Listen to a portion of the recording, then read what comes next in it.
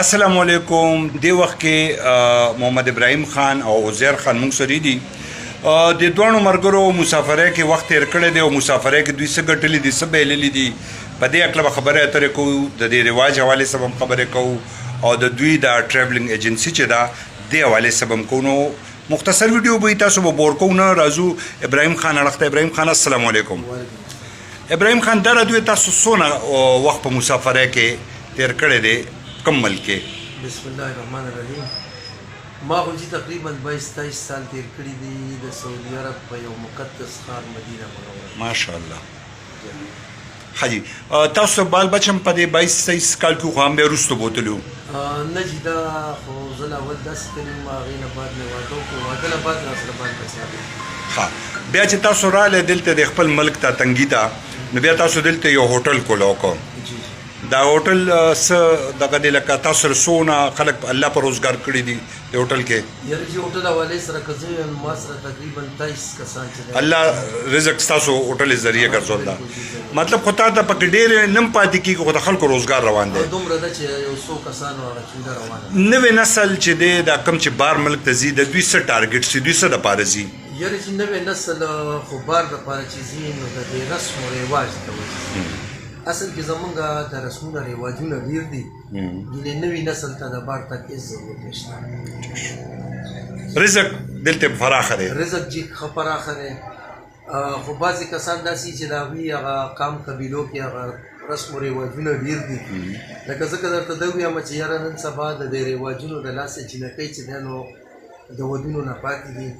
هلکان چې دی نو هغه عمر رسیده شو وجه واده نشي کولی. اخراجات رواجونه دا ډېر دي. نو که فرض که موږ هغه زوړ وخت طرف ته لاړ شو سادګۍ طرف ته لاړ شو نو د دې څیزونو ضرورت نشته. دلته هم چې دی نو ښه ګزاره کېږي. ماشاءالله. راځو ابراهیم صاحب ته سوري عزیر صاحب ته. عزیر صاحب دا راته ووایه چې تاسو هلکان بار سپانسر کوئ نو دا هلکان خو چې لاړ شي دوی همدغه څنګه چې ابراهیم صاحب خبره وکړه مین ټارګېټ یې دغه کمپټیشن دغه کولی. میرا سر زه به چې ما کم کسان بار کړي مطلب پور کسانو دلته حالاتو تنګ کړو مجبور وو. د مجبورۍ په وجه باندې تېرې دي او هلته چې کوم دی اوس لکه ښه دي خوشحاله دي ژوند یې ښه تېرېږي.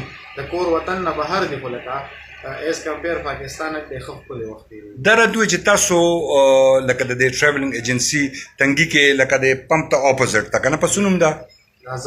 زمزم. او تاسو لکه ینګ لاډ ته څه میسج ورکړه چې په کوم سکلز دوی لاړ شي؟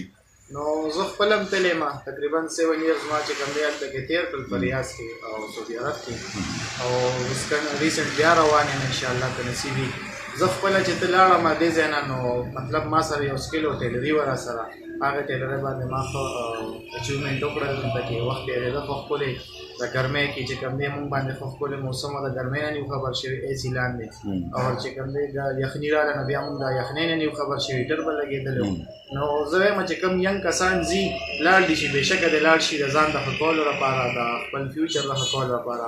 خو که ویل ایجوکیټډ وي نو ډېره ښه ده. که نه وي او کم مطلب داسې کسان چې هغه پور کسان ایجوکیشن یې ني نو څه ناسه سکل دی هغه ځلته کې حاصل کړي ځان سره ډپلوما واخلي. هلته کې غون پریکټیکل ورک دی. ټیک شو لکه سکلز. راځو ابراهیم صاحب ته. ابراهیم صاحب دا راته وایه چې ستاسو لومبنی کار چې په کوم کال لاړی نو د څه د لیبر کار خو څه هنر مې زده و؟ نه چې زه خو چې لاړم نو زما خو خیر هنرونه 2-3 زده وو.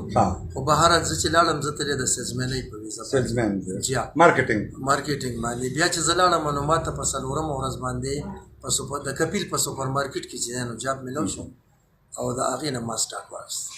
ټیک شو. نو دا زموږ ابراهیم خان و چې دې وخت کې تنګي کې یو ښکلی هوټل الحمدلله د په څه نوم دی ستاسو د هوټل؟ الشلال هوټل رسټورانټ تنګي کې. او دا عزیر خان د دوی ټریولینګ ایجنسي ده په زمزم ټریول ایجنسي آمنے سامنے دي. دواړه مې ملګرو ما راځئ زما خو یو اویرنس دی یو پیغام دی. نو مینوالو څنګه چې ابراهیم صاحب ووایي چې دغه خلک د رواجونو دپاره ځي. روټۍ د ملک کې ډېره ده دغه ډېر د خو دا رواج لکه کالي تاسو ته پته 2.5 لکه روپۍ توله ده. نو د جینۍ کور نارملي په هلک څو نه تولېږدي؟ یاره ډیمانډ خو ډېر زیات کېږي خو هر سړي له پکار دي چې رشته کوي نو هغه د خپل وس مطابق خلکو سره وکړي او مې بي چې لکه اوس داسې خلک هم شته چې هغه مطلب وس یې دومره نه وي د ځان نه ښه کور ته ورشي نو ډیمانډز به بیا زیات راځي نو پکار دا چې خپل لیول ته وګوري او یا د لو لیول کسانو کې رشته وکړي نو بیا به ډیمانډ زیات نه راځي او د ولیمو حواله سره لکه یو ولیمه شي څنګه چې پخوا وه دې حوالې سم څه پیغام لکه هغه شادي حال چې د اوزیو لکه پخوا اجرو کې او په بیټکو کې او په کور کې به کور به خالی شو هغه شان نشي کېدی بیا کرن خان وی رسم او رواج نه وته نشم کور ته د شرم درتلې نشم او بهر پښتنه ماشومان نه کوم نو مونږ کله د دې حالاتو نو وته چې را دی بس یو غو بس یو دغه ولته بس کیږي ولته بس کیږي مونږ کمپټیشن پرې خو خپل لایف ترالو په خپل چې خپل ځان ته وګورو چې بس نن زما لایف څنګه روان دی او سبا به څنګه تیریږي د خپل ځان فکر وکړو نو بیا به ان شاء الله سره ټیک ټاک ډیره مهرباني مینوالو تاسو د دې دوه مرګرو انټرویو واورېده او امید لرم چې خوښه شوې به مې خپل کامنټس په راکړه دا ویډیو مخکې شیر کړئ د لوی الله په امان السلام علیکم